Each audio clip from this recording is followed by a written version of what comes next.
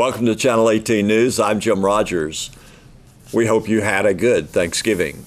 Silver Springs Hopkins County Economic Development Corporation and the Hopkins County Chamber of Commerce are hosting their annual Economic Outlook Conference at the Hopkins County Regional Civic Center Wednesday, December 5th from 11:30 a.m. until 1 p.m. Richard Forshell, a labor market economist, is the keynote speaker. Forshell will present Hopkins County the economic outlook for all of Northeast Texas for 2019.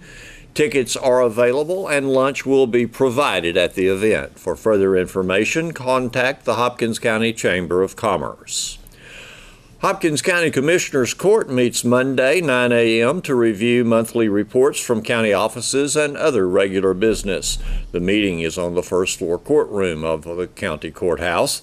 Immediately following the regular session, they'll meet in work session to discuss maintenance of county buildings and the construction of the courtroom annex adjacent to the Law Enforcement Center, and they'll meet with the general manager of the Hopkins County Civic Center to discuss routine items regarding the center.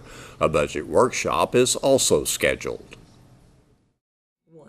Now that Thanksgiving is over, is your Christmas spirit ready? Well, it's waiting for you this Saturday at Christmas in Heritage Park. And with us this morning for Christmas in Heritage Park is Carly Pinson. Good morning, Carly. Good morning, Enola and Doug. And also Barbara Hudson. Hi, Barbara. Hi. Good morning. Barbara is a rather new volunteer to the Historical Society, and Carly is a veteran volunteer. Right. You are both event chairs for Christmas in Heritage Park. Yes, ma'am. What is going on to get this planned for this Saturday night? A lot of volunteer hours, and we want to say thanks to so many who have helped us get ready for Christmas in the park. The public does not know how many hours go into preparing for this event. And it's an annual event that we do to give back to our community. We open the gates at 5:30 this Saturday, the 24th, and next Saturday, December 1, 5:30 to 8:30. Two evenings that you can take part in this. And Barbara, what have you been involved in with Heritage Park? I'll stay in the museum one day a week, and then on Christmas, I'm just there to do what I can, help out. So you volunteer as a museum docent? Yes. Okay. And I work in the Atkins house during Christmas, and I brought you a little sample of what we serve there. Oh, I see. I have cookies and many more than that.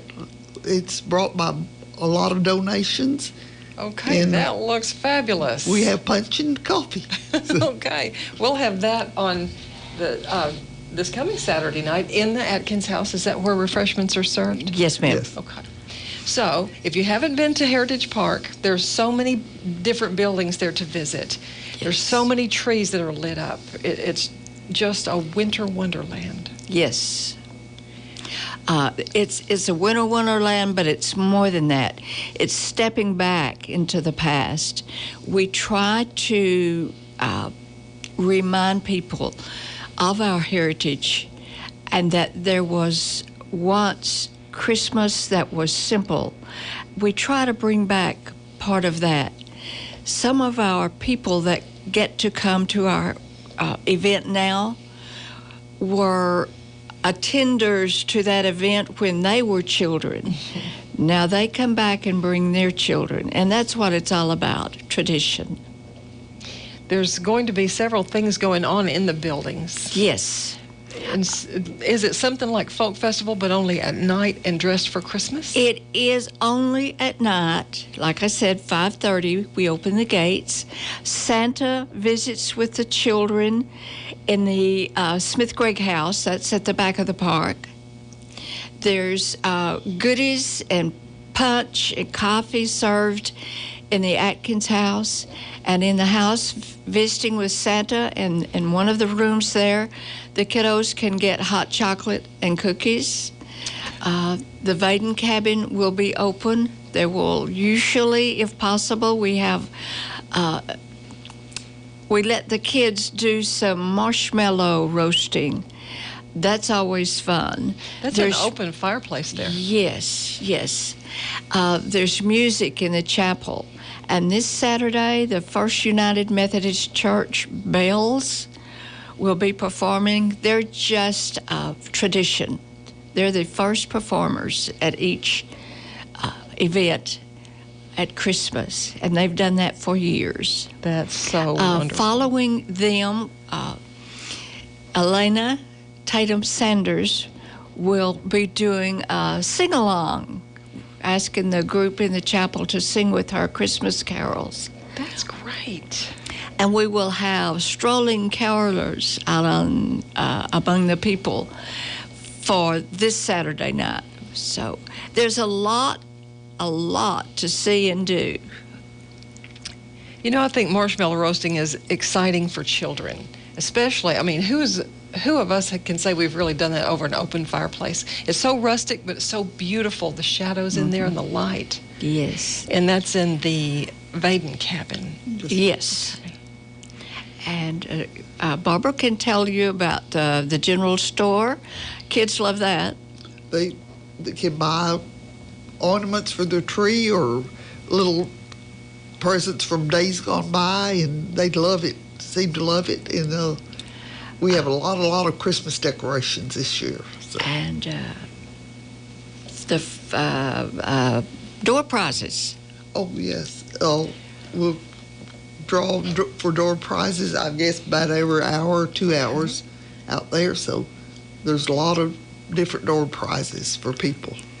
When I went into the general store, it's probably been 2 Christmases back, and it was a very exciting evening. People were just had that spirit once they came in the gates, it seemed like. They just got right into the era and the spirit of it. And so the general store was just filled with things to buy that were very affordable. It is stocked, ready. You won't see another store like this. No. You must go and take the kids. Blacksmith shop, he'll be working and making things, and everybody seems to really enjoy watching him do his craft. I think that sometimes maybe we'd take a parent, an elderly parent, or even a grandparent with us. They may enjoy it just as much or more as the kids because it is reminiscent. Takes them back. We'll also have someone in the grist mill.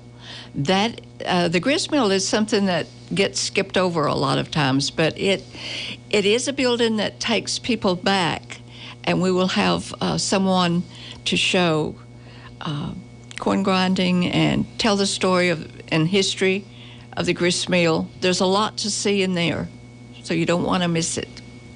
To me, Christmas in Heritage Park sets the scene or sets the theme for your Christmas at home, your Christmas this year. It's one of the very first events. Yes. Bring your company, bring your aunts and your uncles. They enjoy it. So, lots of people still have company in for Thanksgiving. Yes. That's an excellent idea. Children under 7 get in free. Admission for all others, $3. Thank you for keeping that so affordable. Yeah. Popcorn and peanuts. You can smell them when you come in the gate. And those will be for sale? Yes, they will be for sale. Okay. Wonderful. That's just great. I wish that I were not going out of town this weekend because I would surely be there. Thank you for all that you do. And let's don't leave out the museum, because there's needs there for docents or volunteers. There's always something for everyone to do at Heritage Park. If you would like to become a volunteer, who should they contact? They can contact me. They can contact Barbara. They can contact Rick Wilson or Joyce Bateman. Any of us at Heritage Park will be glad to take your name and your number and tell you what you can do to help us out at any point in time. That's great. The museum has a phone in there, doesn't it? 903-885-8255. 2387. Okay. And there's an answering machine on that. There is a machine that will take the message and we'll return the call. That's wonderful. Thank you for all that you're doing out there at Heritage Park to Thank you add for another having us. dimension to historic Sulphur Springs and Hopkins County. Well, Thank y'all. have a wonderful weekend at Heritage Park. Thank you both for coming in. Thank you. Thank much. you. There have been some changes for the Wildcats basketball game in the Duncanville Hoop Fest. The game is still scheduled for Saturday morning at 10:30 a.m. The Wildcats, ranked number 15 in Class 5A in the Texas Association of Basketball Coaches poll, will now be playing Prestonwood Christian Academy of Plano, and the game will now be in gym number 2 at Duncanville High School's Sandra Meadows Arena. Originally, the Wildcats were scheduled to play Dallas Woodrow Wilson. Since those two teams are scheduled to play in Sulphur Springs on December the 4th, both teams asked Hoopfest officials if they could have another opponent. So the Wildcats now face Prestonwood Christian Academy. The Wildcats come in with a 3-0 season record with wins over 3 Class 6A schools, Plano East, Rockwall Heath, and Rockwall. And Rockwall was the number 2 ranked team in Class 6A. Thanks for watching Channel 18 News. Have a great evening.